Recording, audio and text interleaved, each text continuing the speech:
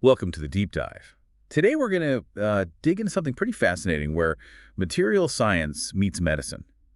We're looking at how to improve a common plastic, PMMA. You find it in bone cement, dental stuff, all sorts, to make it work even better inside the human body. Exactly. We've got a research paper here looking at exactly that. It's called Predictive Modeling of PMMA-based Polymer Composites Reinforced with Hydroxyapatite, a machine learning and FEM approach.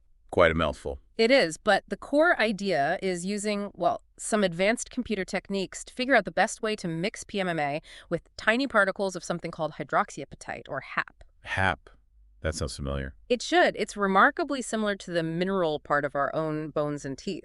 So the goal is finding that sweet spot, how much HAP gives the best strength and helps it bond with tissues without causing, any problems. Okay, so PMMA is useful, clearly, but you mentioned problems. Yeah. What are the main limitations when we're talking about using it inside us? Well, the paper lays out a few key things. First, it doesn't naturally bond that well with bone. That's called osseointegration. Right, like it doesn't fully integrate. Precisely, and that can lead to implants loosening over time. Second, it doesn't break down in the body. It's non-degradable. Which sounds good, but isn't always. Not always, no. Sometimes you want the material to slowly dissolve as new bone grows in. PMMA can actually block that natural regeneration process. Okay, what else? There's also the heat. When it's prepared, like for bone cement, the chemical reaction can generate quite a bit of heat, potentially damaging nearby tissues. Ouch. And finally, there's a small but lingering concern about it possibly releasing tiny amounts of potentially toxic stuff over the long term. Got it. So a few hurdles to clear. And the proposed solution in this study is adding Hydroxyapatite. Yeah. HAP. That's the focus here. right, the bone-like stuff. So why is HAP the magic ingredient here? What makes it such a good fit with PMMA? Well, its biggest plus is that similarity to our own tissues. The body is much less likely to see it as foreign. Makes sense. Lower rejection risk.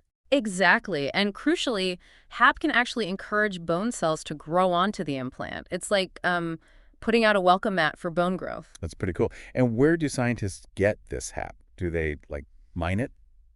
Sometimes it comes from natural sources like animal bones, which are then heavily purified, but they can also make it synthetically in the lab, which is great because it lets them control things like particle size very precisely. So they can tailor it for the best results. Right. Fine-tuning it to really mesh well with the PMMA and give the best reinforcement. Okay, so it's biocompatible, encourages bone growth. Yep. What else does HAP bring to the table? Any other benefits? Oh, yeah. Mechanically, it's a big boost. It significantly increases the PMMA's elastic modulus. That's basically its stiffness. How rigid it is. Right. And also its compressive strength, how much squeezing it can take before it fails. Yeah. Both are really vital for implants that need to last. So stronger and more body-friendly. That's the idea. The paper mentions a few examples, too, like these special nanofiber scaffolds made with PMMA and HAP that help tissue regeneration, or even composites with added antimicrobial bits. Wow. Okay, now, the paper's title mentioned predictive modeling. Why is simulating this stuff so important? Why not just mix and test? Well, you can just mix and test, but that's the old way. It's slow, it's expensive, you end up doing tons of lab experiments. Trial and error, basically. Exactly. Predictive modeling lets us be much smarter about it. This study uses a really neat combination, some real lab experiments, something called representative volume elements, or RVEs. RVEs. Sounds technical. It is a bit. And machine learning. This mix is powerful because it can capture the really complex stuff happening at the micro level inside the material, things traditional models often just gloss over. Okay, tell me more about these RVEs. What are they actually simulating? Think of taking a tiny, tiny cube of the composite material, one that's statistically representative of the whole thing. The RVE modeling creates a digital version of that cube. It simulates how the HAP particles are actually distributed in the PMMA. Are they spread out evenly, or are they clumping? Like badly mixed cake batter. Kind of, yeah. And it also simulates the interface, the actual boundary where the particle meets the plastic, and how that boundary behaves under stress. It's about understanding the internal architecture. So what was wrong with the older ways of modeling this? Why did we need this RVE approach? Older models often had to make big assumptions, like they'd assume the particles were perfectly spread out or that the bond between the particle and the plastic was perfect. Which isn't realistic. Rarely. In reality, you get clumps. The bond isn't always flawless. Models like Voigt and Reuss gave you theoretical upper and lower limits, but they couldn't capture those details. Even early computer models often struggled with things like particle clumping. So this study, by using RVEs and machine learning together is a step up from just using machine learning on its own. Definitely. The key is integrating the detailed microstructural picture from the RVEs into the machine learning. Some previous work might have used machine learning just based on the recipe, put in 10% HAP, get out this strength. But this study feeds the ML models data that reflects that internal structure predicted by the RVEs. So the ML learns not just what's in it, but how it's arranged and how that affects performance. It's a much deeper understanding. Okay, machine learning to the rescue. So how are they using it here? Are the computers basically running virtual stress tests? You could sort of think of it that way, yeah. The machine learning models are trained to predict those key mechanical properties we talked about, the stiffness or elastic modulus and the compressive strength, Based on what inputs? based on various factors that describe the composite.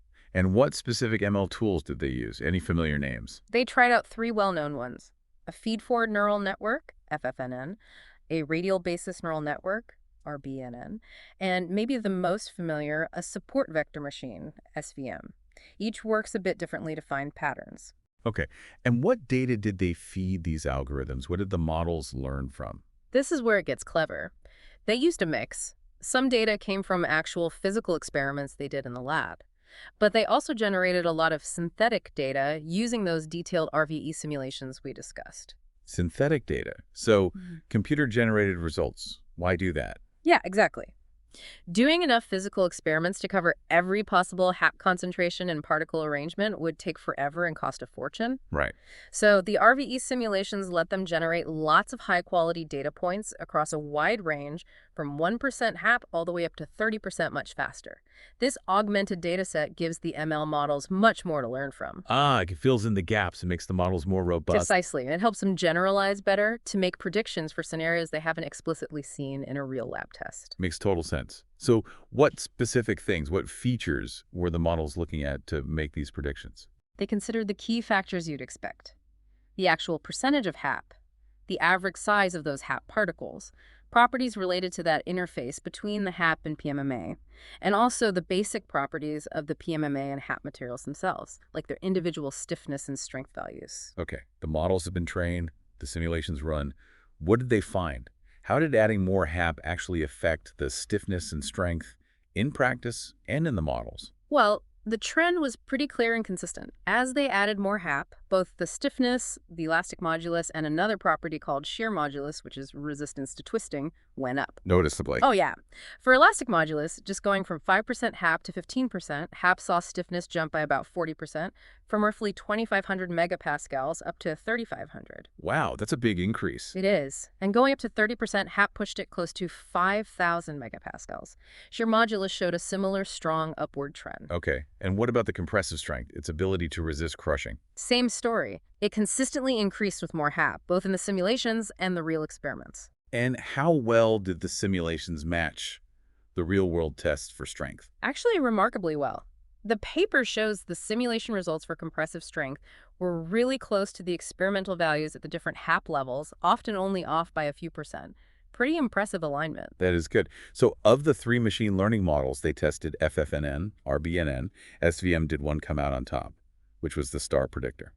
The support vector machine, the SVM, was definitely the winner overall. It showed the best accuracy and the lowest error for predicting both elastic modulus and compressive strength. How good are we talking? For elastic modulus, it hit an R-squared value of 0.94. R-squared close to 1 basically means the model's predictions are matching the actual results extremely well, Okay. and its prediction error was typically below 5%. That kind of accuracy is really useful. It means you can have more confidence using the model to guide material design. Right. And the other two? How did the RBNN and FFNN stack up? The RBNN, the radial basis function one, it did pretty well, especially in the middle range of HAP content, say 20–30%. But it was apparently a bit less stable or reliable at very low or very high HAP amounts. Its R-squared was okay for elastic modulus, around 0.59, but actually really high for compressive strength, like 0.988 on the test data. So a bit mixed. Interesting. And the feedforward neural network? The FFNN showed, let's say, moderate accuracy. It was decent, but apparently more sensitive to variations in the data and sometimes tended to underestimate the actual strength or stiffness. Its R-squared values were around 0.82 for elastic modulus and 0.975 for compressive strength. Still good, but not quite as consistent as the SVM. Got it.